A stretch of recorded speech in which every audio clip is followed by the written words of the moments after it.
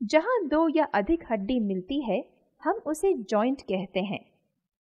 उस जगह पर हम अपने शरीर को मोड़ सकते हैं, जैसे घुटने, नीज, कोहनी यानी हाथ मोड़ने का भाग, कलाई यानी घड़ी पहनने का भाग, गर्दन आदि।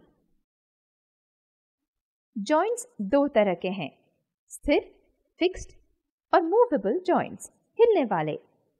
फिक्स्ड जॉइंट्स, नाम से ही पता चलता है ये स्थिर हैं और हिलते नहीं हैं। मूवेबल जॉइंट्स, ये हिलते हैं। केवल कुछ मूवेबल जॉइंट्स सब दिशाओं में हिलते हैं। अब हम कई तरह के मूवेबल जॉइंट्स देखेंगे। बॉल और सॉकेट जॉइंट को देखें। यह अत्यधिक मैक्सिमम हिलता है।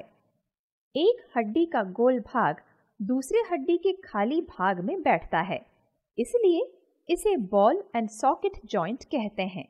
जैसे hip joint, shoulder joint. Cricket में गेंदबाजी करने वाला गेंदबाज अपने शोल्डर के भाग को पूरे गोल चक्कर में हिलाता है। हिंज जॉइंट, यह दरवाजे डोर के हिंज जैसा काम करता है। यह एक ही दिशा में चलता है, जैसे नी, एल्बोज, फिंगर्स, टोज आदि। अब पिवट जॉइंट देखते हैं। एक बोन का बाहर निकला भाग दूसरी बोन की अंगूठी जैसे लिगामेंट में बैठता है। यह सब दिशाओं में हिल सकता है।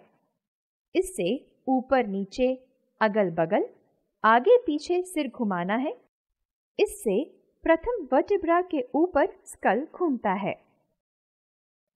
अब हम ग्लाइडिंग जॉइंट देखते हैं।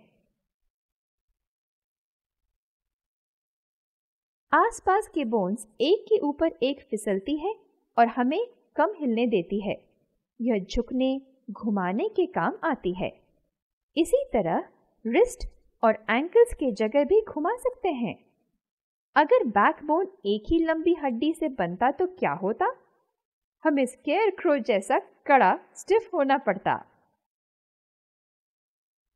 सारांश में दो तरह के जॉइंट्स हैं, स्थिर इमूवेबल और अस्थिर joints movable joints. Movable joints चार तरह के हैं, ball and socket joint, hinge joint, pivot joint, gliding joint. क्या आपने कभी सोचा बोन्स कैसे जुड़ते हैं? कोई गोंद से बोन्स को जोड़कर स्केलेटन बनाता है क्या? एक बोन से दूसरी बोन जोड़ने का काम करने वाले जीवकण यानी टिश्यूज को हम लिगामेंट्स कहते हैं। लिगामेंट्स जॉइंट्स को जोड़ते हैं।